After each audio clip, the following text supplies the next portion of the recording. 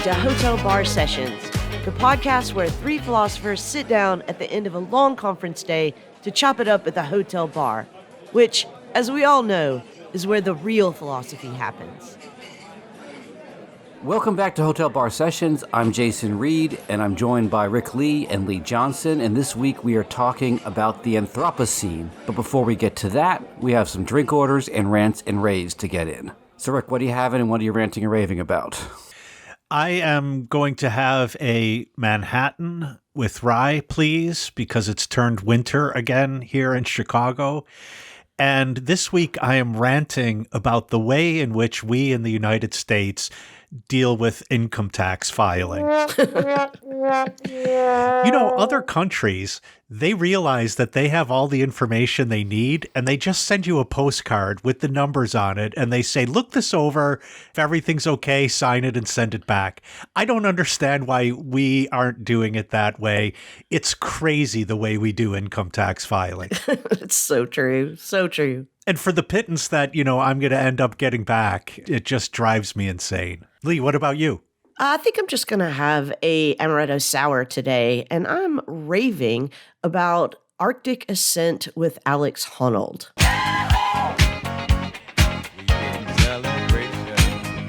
So you may know Alex Honnold from the documentary film Solo. He is a free solo rock climber.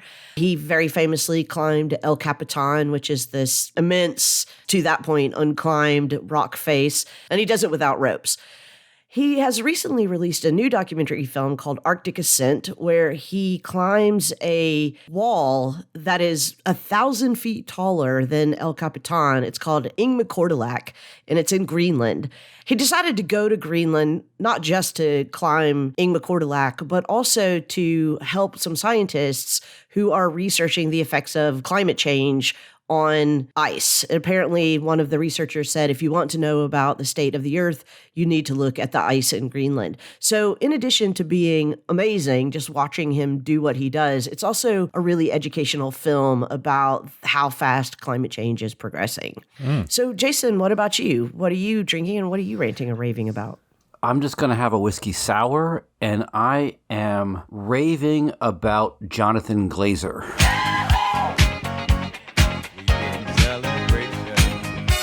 Jonathan Glazer is director of, most recently, Zone of Interest, which is an amazing and disturbing film about the daily life of an Auschwitz camp commander.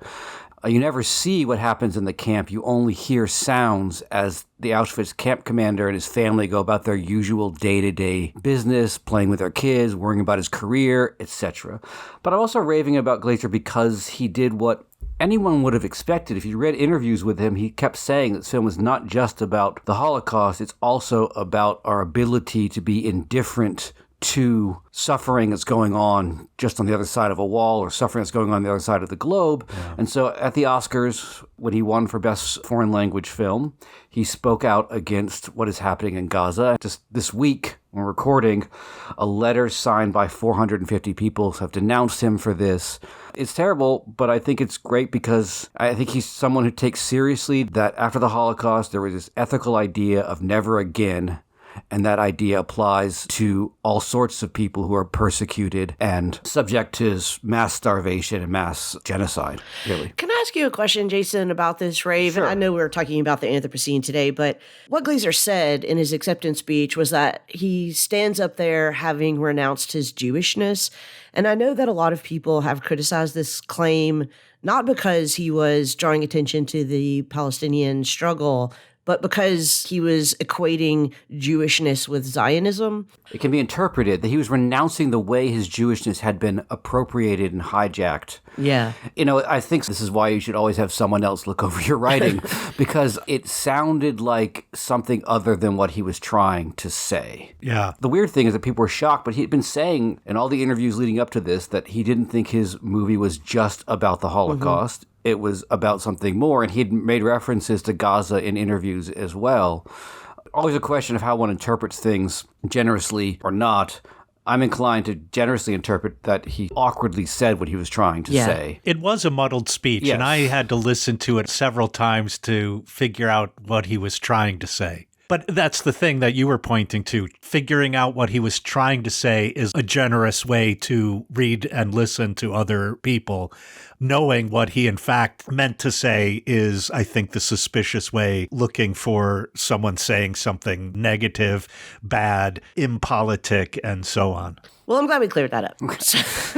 But today we're talking about the Anthropocene. So, Rick, how did you want to set this up? So this term Anthropocene was coined in the 1980s, but it came to prominent use in 2000 when the scientists Paul Crutzen and Eugene, I'm going to say Stoermer, suggested that we are living in a new geological epoch, one that's marked by the impact of humans on the Earth and on all the inhabitants of the Earth. Now, geological epochs are determined by profound and measurable changes in rock layers and formations, changes that are visible and measurable in the fossil record. So, for example, the end of the last ice age marks the beginning of the Holocene, in which we find an explosion of new and different fossils, and we find profound changes in the composition of rock layers. Now, there's no question that since the end of the last ice age, humans have expanded their presence and increased their populations around the globe.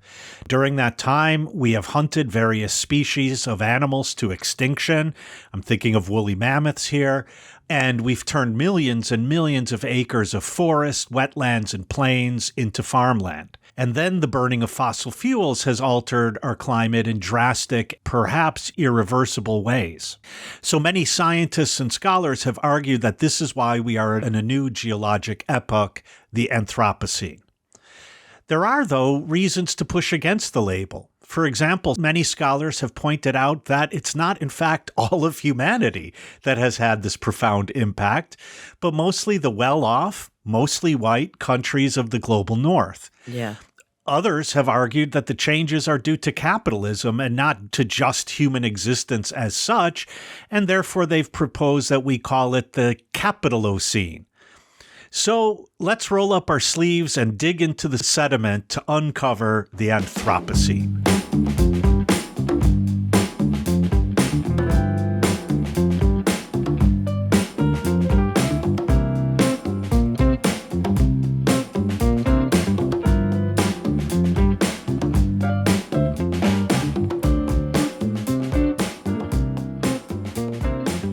I think a bit later in our conversation, we should come back to the question of why people are saying we shouldn't use this term, including geologists.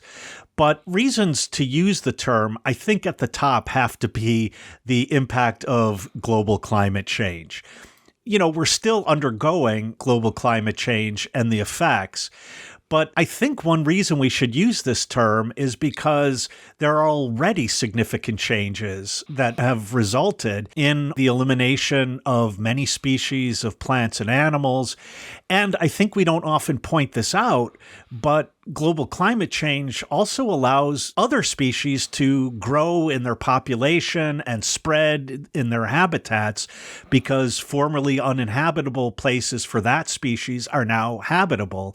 And so I think we should use the term because we're already witnessing the effects of global climate change. And we know that this is going to manifest itself eventually in the fossil record and in rock formations and in the various strata and so on. Even though some geologists want to say we shouldn't use the term because we're not seeing geologic evidence for it, I think global climate change is already good enough reason to start using the term. I'm glad you mentioned that many geologists don't use the term yet, because I do think that we need to make a distinction between the way that it is used by geologists and the way that it is used, I don't know, metaphorically. Yeah. So I did do a little bit of research before today, and it turns out that geologists mark the difference in these epochs by finding what they call a golden spike in the rock layers, which apparently to the eye appears as a difference, a change in epochs. And although they haven't found that yet to mark a new epoch following the Holocene, they are looking for it. And so I do think, echoing you, Rick, that there are good reasons to use this term even in advance of geologists finding this golden spike. I mean, they wouldn't be looking for it if they didn't expect to find it. Right. Yeah.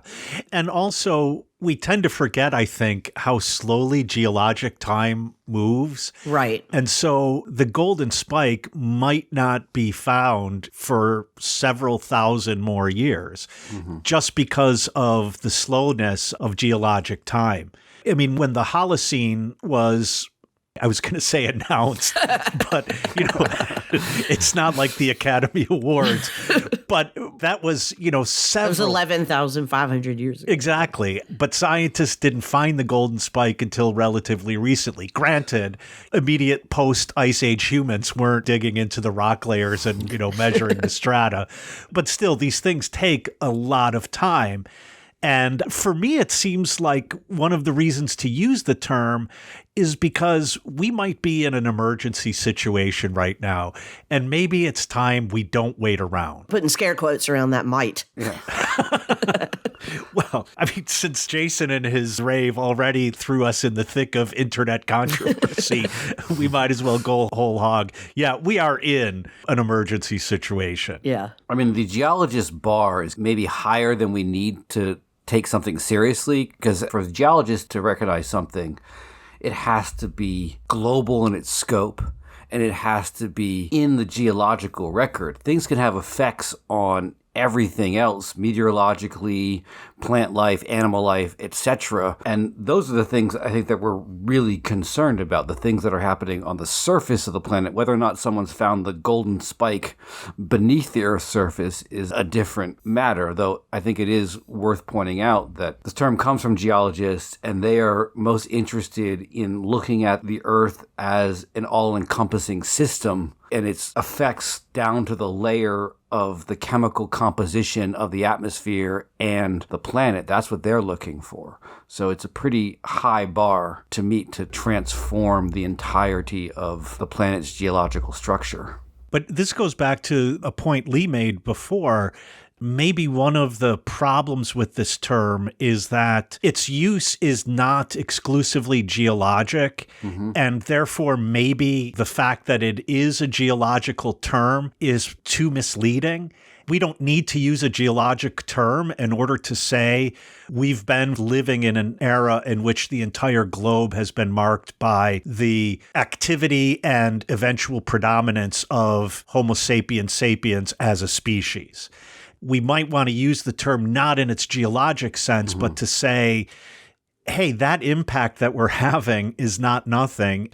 We should have been thinking about it well before now, but certainly now we should at least start thinking about it. To borrow a page out of your book, Rick, I think we look at using the term Anthropocene as opposed to what, right? And the contrasting condition would be an environment that is not impacted by human beings. I mean, prior to the Anthropocene, all major changes in the earth and the environment were naturally caused. And this is the first time that humans are the primary cause of changes in the environment and the earth.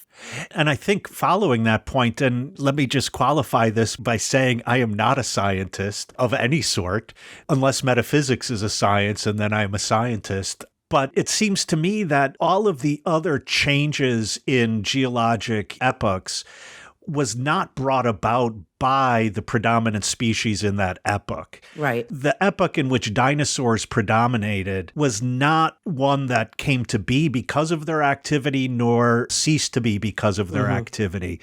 But here we're talking about an age which is marked by the activity of one species, which is remarkable, and therefore I think should be marked. We are the asteroid. We are. The asteroid is inside the ecosystem. We've met the asteroid. It is us. But I think that we are already beginning to see remarkable social and political transformations among humans because of the effects of humans on the ecosystem and ecosystems of the earth. And I think it's important to have a term to use in order to point to that. We're on the brink of having water wars. We're already seeing climate migration. It's only going to happen more and more.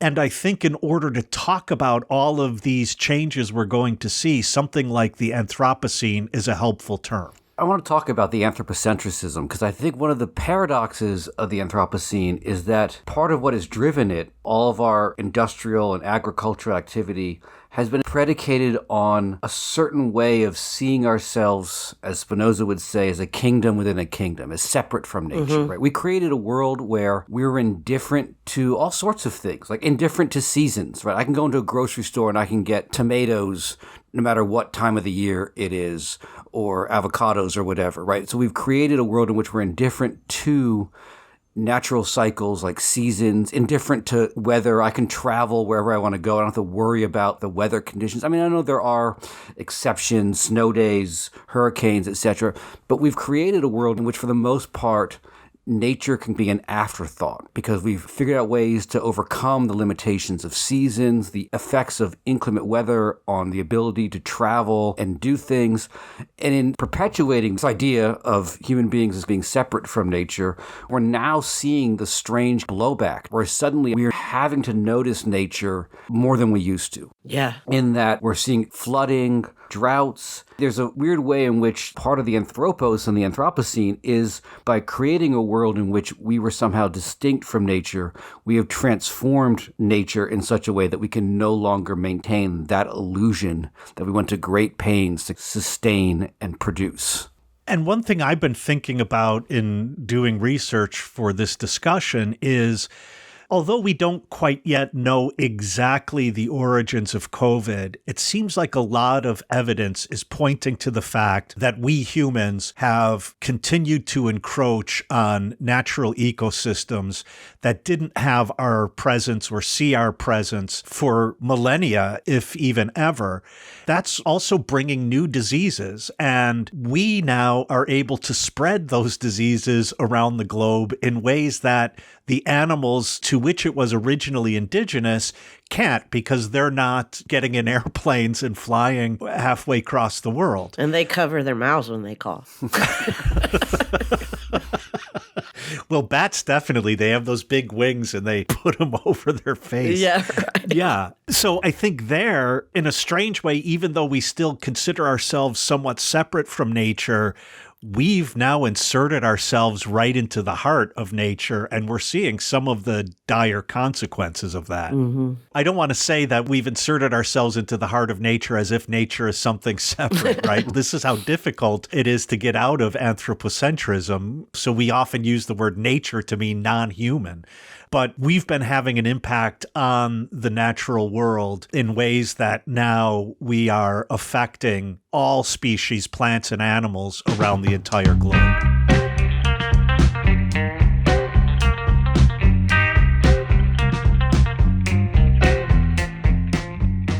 Did you know that Hotel Bar Podcast is more than just a podcast? We are a fully online cross-brand synergy platform of content creation. Actually, that's not true. Those words are meaningless. But you can follow us on the app formerly known as Twitter at Hotel Bar Podcast. There you can find the handles of all the co-hosts as well. You can follow us all or pick your favorite. If by the time you hear this, Elon Musk has burned down the servers to collect the insurance, you can also find us on Facebook or YouTube. Just look for Hotel Bar Sessions. Wherever you find us on social media, you can contact us with ideas, complaints, and questions. You can also email us anytime at hotelbarpodcast@gmail.com or visit our interactive page at www.hotelbarpodcast.com. No matter how you get in contact with us, we're always glad to hear from you.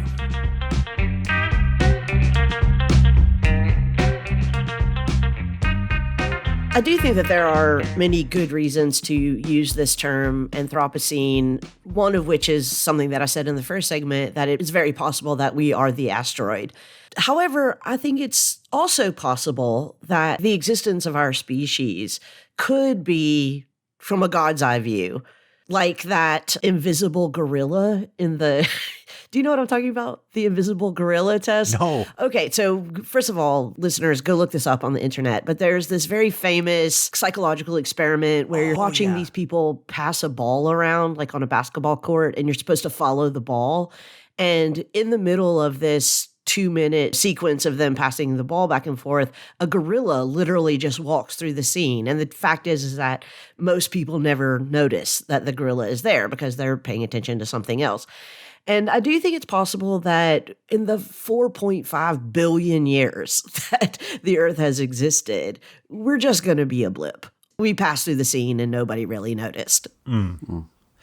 But couldn't one say that the asteroid was also a blip in the 4.5 billion years of the existence of the Earth? I don't think the asteroid was a blip. I mean, I think geologists would say the asteroid was not a blip. It left its mark forever. If we are the asteroid, then that's going to be true of us. But it's possible that we're not the asteroid. We're just the gorilla. I mean, we are gorillas. Yeah, well, as a side note, going back to the blip idea, one of the things I think is really striking is to think about how long the dinosaurs were around.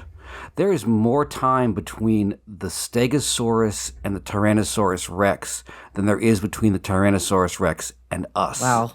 So the periods, because I think it encompasses multiple geological periods, Cretaceous, Jurassic, because of the movie. I don't know about that one. And not all the dinosaurs in Jurassic Park were from the Jurassic period. Sorry, it's my dinosaur nerd moment coming out. But anyways, the point being... Wait, that was the moment that it came out? is that other species have had a very long run on this planet, of which we might be a blip of sorts. These are reasons why I think geologists are hesitant to proclaim a new epoch. It's not clear what impact we are going to have that would be visible in the fossil record. And so if we are a blip, that's hardly going to be noticeable. But we might also be an asteroid, and then it will definitely be noticeable. And so geologists are saying we don't quite yet know. Now, part of the problem is if we are the asteroid, then there will be no geologists around in order to mark the new epoch. But I think that's a very good reason why geologists don't want to say whether this is a new epoch or not. We just don't know. Many people are arguing that the planet would be much better off if we were a blip, i.e. if we went extinct. Mm-hmm. Then the planet could heal itself and move on and go about its business. Yeah, we would just be something that it used to know. That's right. Like maybe some of those little tiny dinosaurs that no one really talks about because they have very little record and nobody cares about tiny things. Although I love tiny things. But we were supposed to be talking about why not to use the term. And I don't think that geologists have the best argument for why not to use the term Anthropocene. But I think, Lee, you pointed out an important fact that we should keep in mind. Namely, maybe we should use the term, but not as a geological term. Oh, yeah. If we could tease those apart, then it may be a good term. But there are other reasons. I recently heard a paper at a conference by a young scholar from India who gave a paper called Not My Anthropocene. His argument was, look, anthropos means human. I'm a human, and I didn't have anything to do with this. Mm-hmm. I didn't bring it about. I'm not the one who initiated the causal chain that brought this about. Me, my culture, and the history of people living where I live have just been impacted by this, not been agents in this. And so maybe we shouldn't call it the Anthropocene. Maybe we should point to the actual people responsible. Yeah, I think that's a strong argument. I just am not sure that pointing to the people who are responsible is as easy as it might seem. And I'm not even entirely convinced that pointing to, for example, capitalism, as you suggested earlier, that is pointing to the right people. I mean, we could just as easily point to the agrarian age. Mm-hmm. Farming has had as much of an impact on the environment as fossil fuel burning, for example. But, and I agree with you, humans have been around for a long time without burning fossil fuels and already had a tremendous impact on the ecosystem. But part of the problem is that in an agrarian society, not to be too much of a Marxist here, the form of production is not such that it could sustain the levels of population that industrialization can bring about. And I think there's good reason to think that industrialization and capitalism go hand in hand. Mm-hmm. In attempts to define or debate between the Anthropocene and the capital scene, Jason Moore has pointed out that there's a tendency to reproduce what he calls Cartesian dualism, that either we attribute our effect on the environment to something about us as a species, because we're a species that can exist in multiple different ecosystems. We can spread globally in the way that other species cannot. So there's something about us as a species that is more invasive, more pervasive, and has bigger effects. So that's one version. And that's the version which would date the Anthropocene around the time of, say, the great megafauna extinction, when the woolly mammoths and giant rhinos and giant sloths and all other kinds of cool animals that don't get enough credit. I say this as a dinosaur person, but anyways.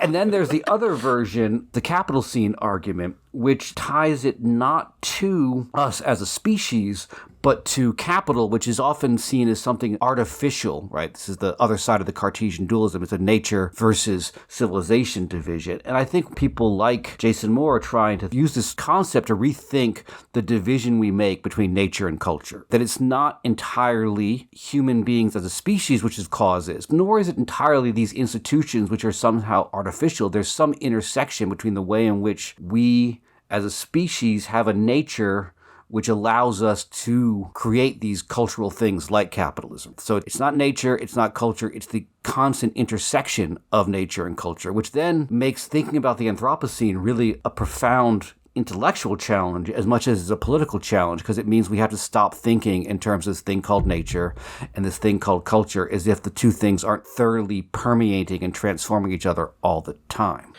That's interesting when Marx talks about, for example, the capitalist epoch. I wonder if that is an epoch within an epoch. It's a manufactured epoch within a geological or natural epoch. I think to call our current epoch in history the capitalist epoch is to recognize us as both natural and encultured beings, as both a species and as individuals. Part of the motivation for thinking about ourselves as individuals is, in fact, the ideology of the capitalist epoch. I guess I don't entirely see the Cartesian division that you're noting in the term the Anthropocene. One way I would put it is if you look at arguments that were going on, let's say, since the 1980s, one reason that was frequently given for not doing anything about the impact humans were having on global ecosystems was, well, we can't ruin our economy. Now, that, I'm willing to say, is based on a dualism that's so naive that it has brought us now to the point of emergency where we've actually threatened ourselves with that dualism.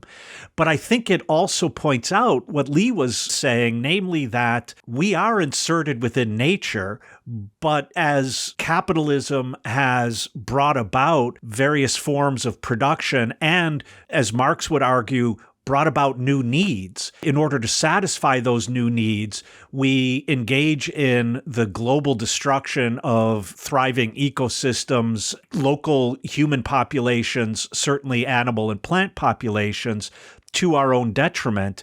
I think we need to point out that that seems to be specific to capitalism. Now, if looked at from the perspective of a plant or an animal, it would seem as if our culture is just part of our nature. I grant that.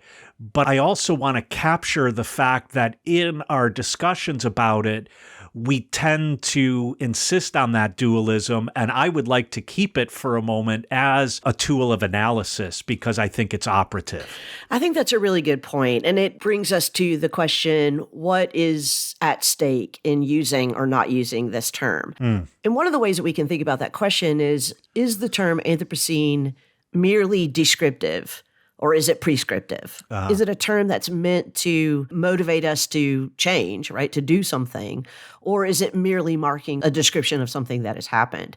And so in that sense, I do think that calling our current period in history something like the capitalist epoch is much more useful than calling it the Anthropocene.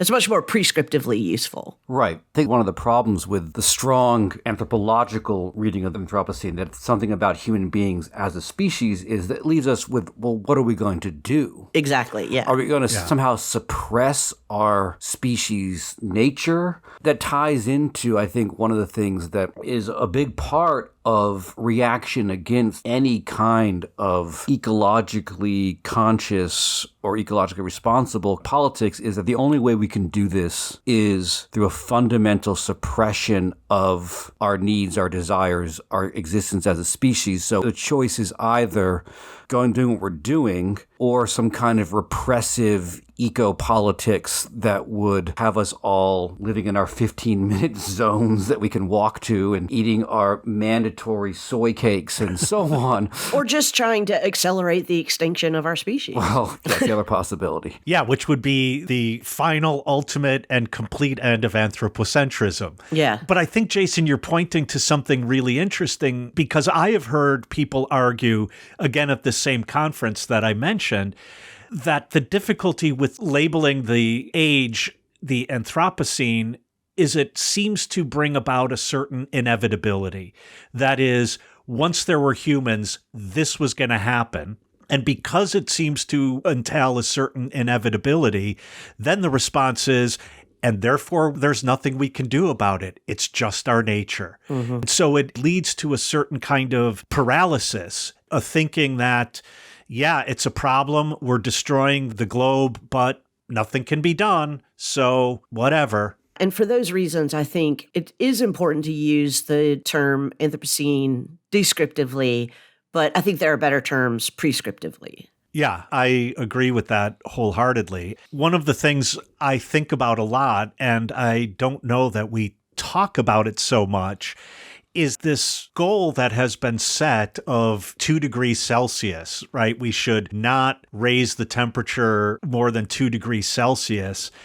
That's not just a goal, but it's a point at which scientists think global climate change will then be irreversible. Mm-hmm. We don't think often enough that we might not yet be at the irreversible point. And if I may, I want to draw out another point that was implicit in what Jason was saying. It's not that long that humans have been able to be in physical contact with people who were more than 15 miles away. In the scheme of the history of human beings on the earth, that's a blip of a blip. Mm-hmm. We weren't always this way. And so I kind of laugh when I hear people say that we have to continue to have conferences that we're all going to get on airplanes and travel to because in person is so crucial to what we do.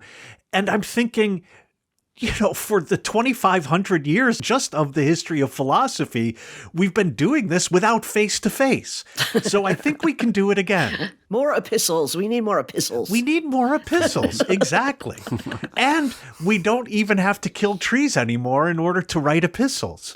But I think this insistence on the importance of, meat space and encountering one another face-to-face is really getting in the way of our acting politically in a way to stave off that this change will become irreversible. Sorry, I got a little on a soapbox there. I know, right? The audience is like, a little. Wait, did you go to this conference in person? Yeah, but it was here at DePaul. Okay. But, that's a point. So this was our grad student conference last year. People came from all over the country and from Europe as well. And that is not without its footprint on the global ecosystem.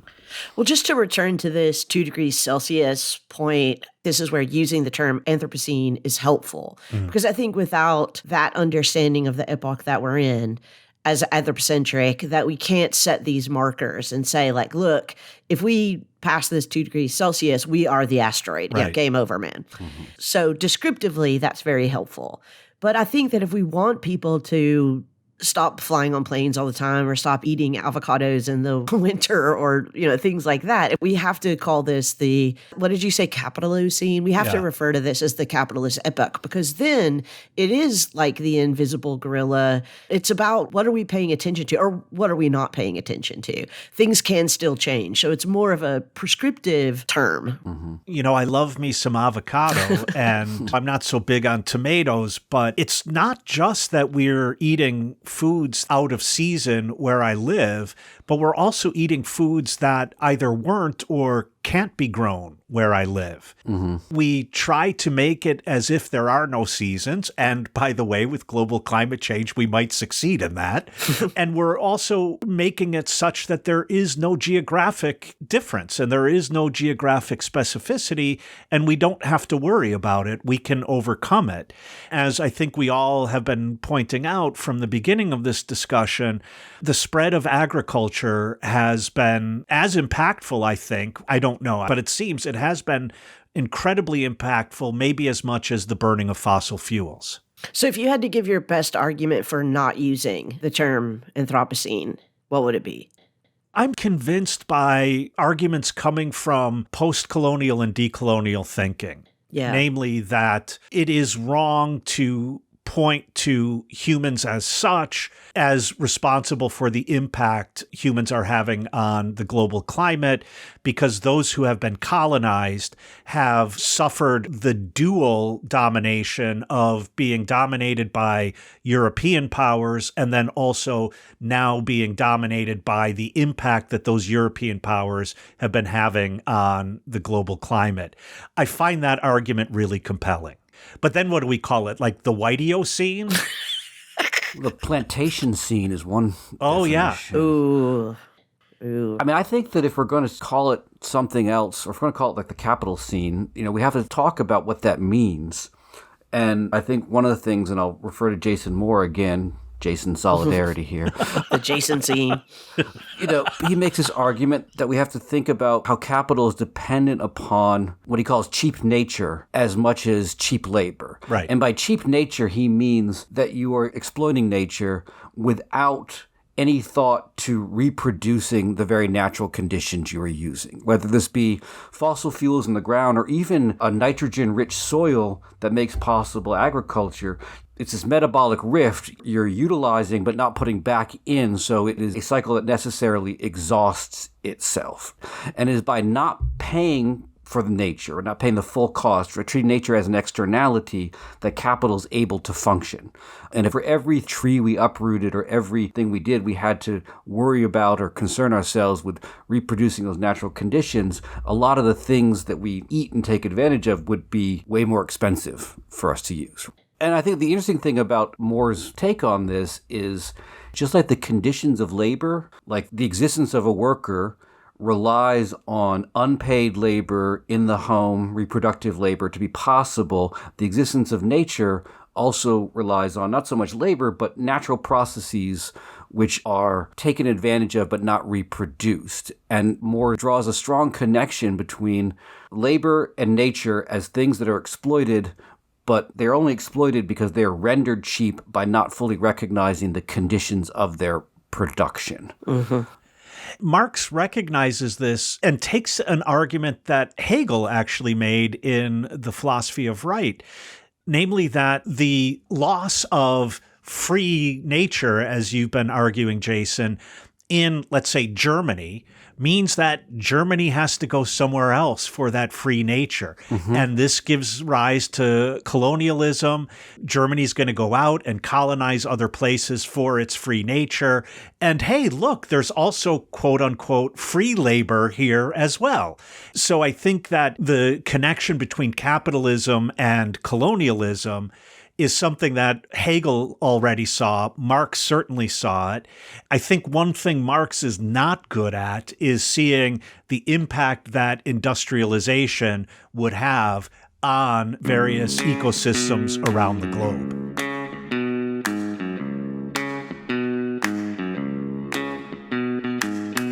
Here at the hotel bar, Rick, Jason, and I like to pour philosophy straight into your ears. We're an independent and ad-free podcast, and we'd like to keep it that way. But the only way we can do that is with listener support. You can help us defray some of our production costs by signing up to support us on Patreon at patreon.com/hotelbarsessions. There are several levels of monthly donations there that you can sign up for, and every one of them helps us keep raising our glasses to deep conversations. If you'd prefer to make a one-time donation or several one-time donations, just visit our website at hotelbarpodcast.com where you can find links to support the podcast through Venmo, PayPal, or Cash App. And you can keep enjoying our tipsy philosophy and sobering insights.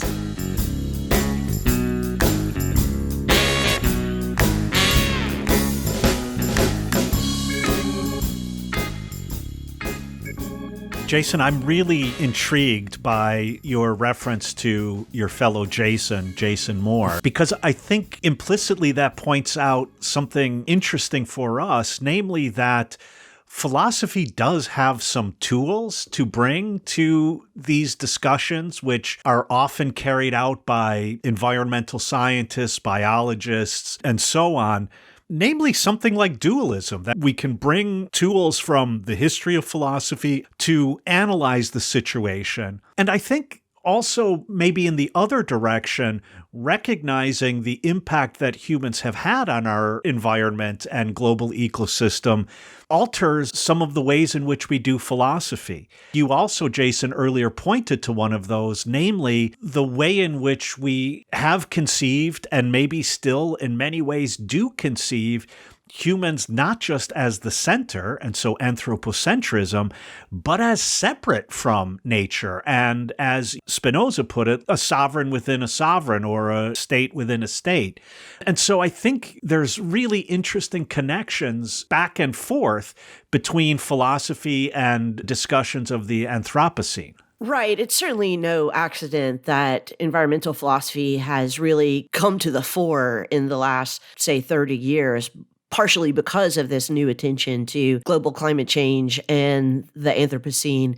But I do want to say that there are other connections between new philosophies, let's say, and global climate change. And that is the unfortunate rise of accelerationism, which, I think we could just as much blame on the capitalist epoch as we could blame on the Anthropocene. But it is nevertheless the case that, as I said earlier in response to Jason, one response to this crisis moment that we're in is to accelerate the change. Mm-hmm. And if we say this is the Anthropocene, we're going to become extinct, we're the asteroid, let's just go ahead and accelerate that. That's one approach. But if we say this is the capitalist epoch, let's accelerate it, that's an entirely different approach, because that's rich people, right? Like, let's buy up the islands, or let's go to the moon and let the poor peasants perish with the earth. But accelerationism, to me, is just as much a result of this debate that we're having right now, whether or not we're in the Anthropocene, as anything else. Yeah, there's a big debate within Marxist thought itself right now between people who are arguing for some version of degrowth and trying to make a connection between the critique of capital and ecological issues. I mean, Jason Moore being one. The other big one is Kohei Sato, I hope I'm getting that right, whose book Slowdown was like a bestseller in Japan, just now coming out in English, really pushing for this idea that part of our critique of capital needs to be a critique of the thing it's predicated on, which is the idea of constant growth. And constant growth on a finite world doesn't really make a lot of sense. But then there are others who, as you guys are saying, take this other version that capitalism itself is inefficient because it wastes so much resources on things like competition and advertising and creating things like billionaires. But technology itself is not inefficient, and we really need to just liberate technology from capitalism, and we'll all be living in full luxury space communism, and so on. And it's really a question about the relationship between capitalism and technology, and capitalism and growth.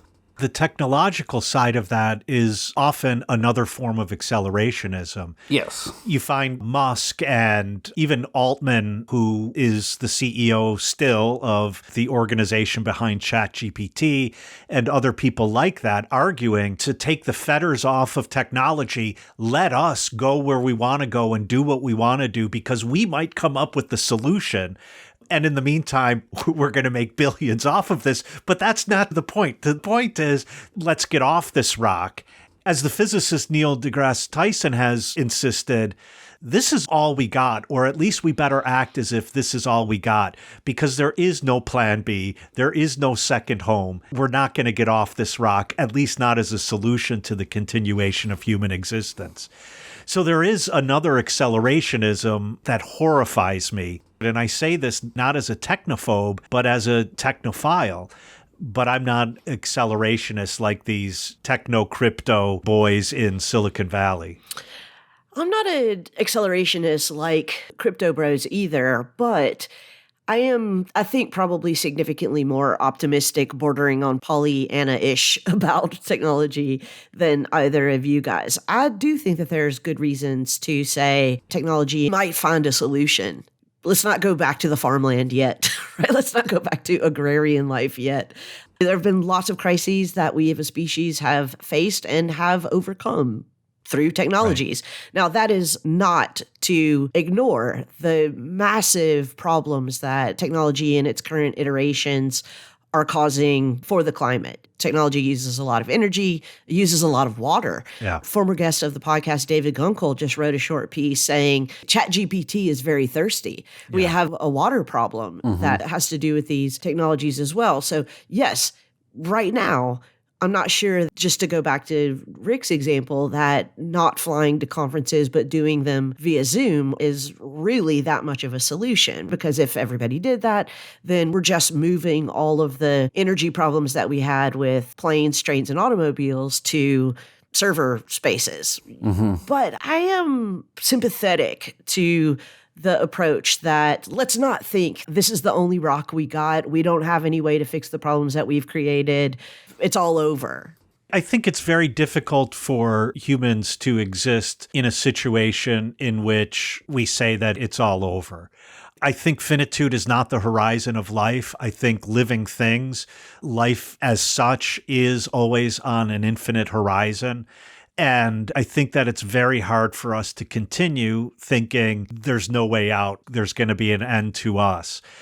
What I'm trying to get my hands around is an urgency without a doomsdayism. The situation is really urgent, but it's not futile.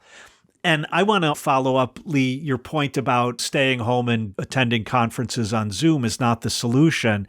We're not going to consume our way out of this crisis, right? So this really isn't a question of what we consume and what we choose to consume.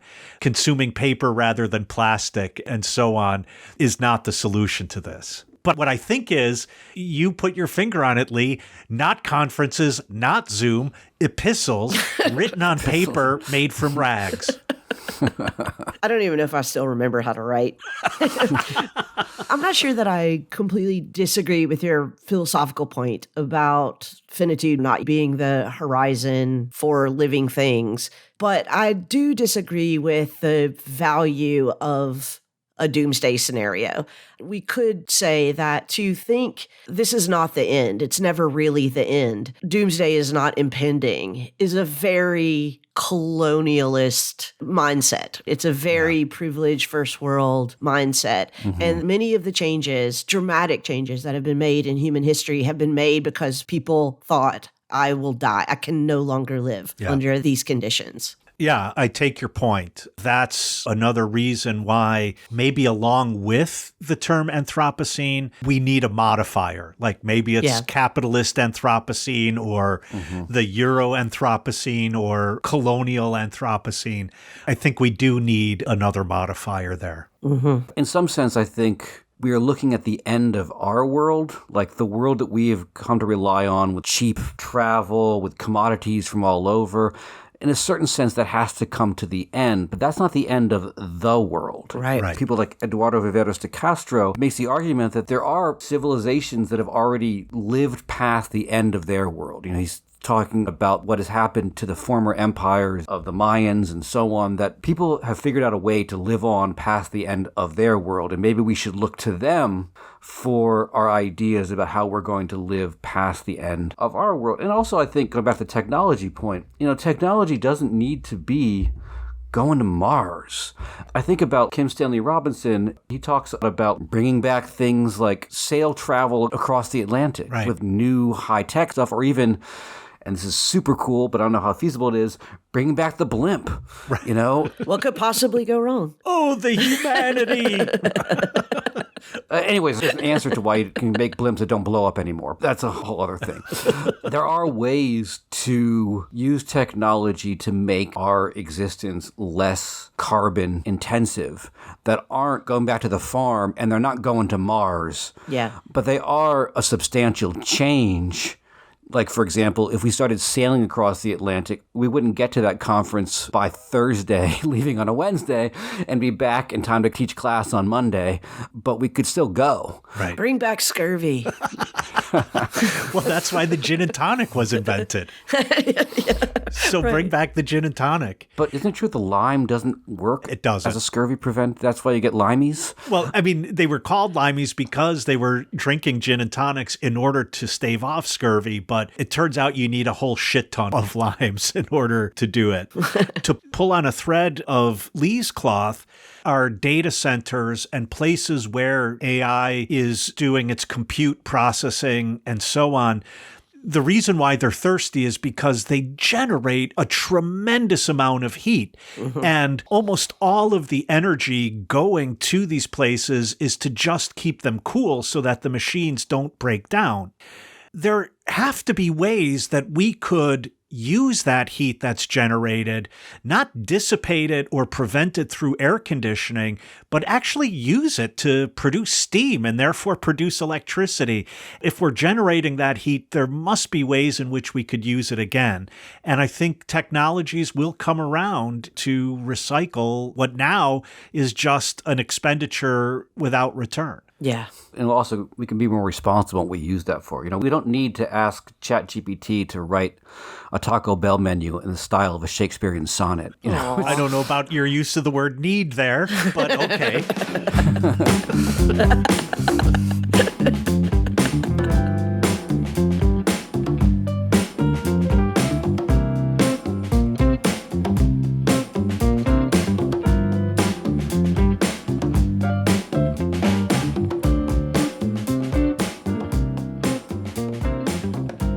Well, I want to thank you for indulging me in this conversation on the Anthropocene. I don't know if I feel better or worse. Are you embracing the asteroid or the gorilla?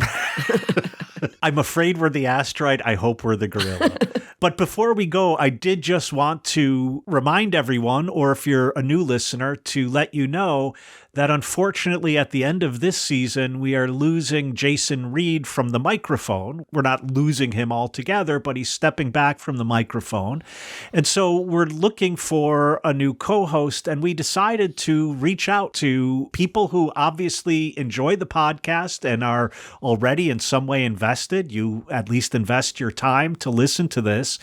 So if you'd like to pull up a stool, sit at the bar with me and Lee, and be where the real philosophy happens, reach out to us on email. Our email is hotelbarpodcast@gmail.com. That's hotelbarpodcast@gmail.com. We will get back in touch with you and set up a time to talk about it. Yeah, you can also reply to any of our posts on Facebook or on Twitter. We're at Hotel Bar Podcast on Twitter.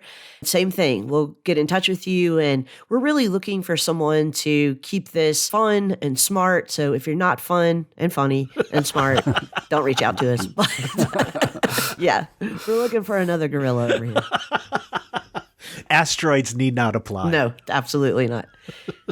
Jason, any pro tips for the people who are thinking about joining us? You don't need to actually drink that much, but you do need to be able to rant and rave. Yes. And dinosaur obsessions are not necessary either. All right, you guys. Well, we already got last call from the bartender, so we got to roll out of here. I will catch you guys next time. Later. Bye.